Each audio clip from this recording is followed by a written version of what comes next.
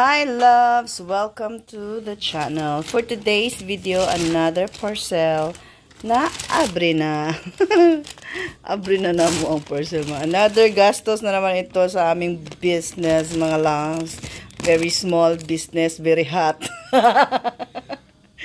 So this is ang mga edible na drudges.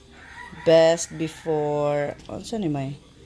February 2025-26.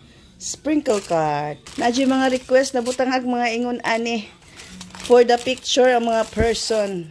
Yan. So, napod na siya mga ribbons.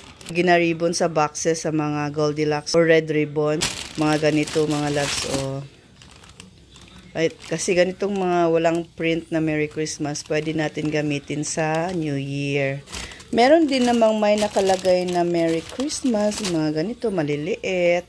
Additional to your orders. Pampaganda para aesthetic. Pero ito mga loves, nakakain kasi talaga ito. Parang candy ba? Ganyan, oh.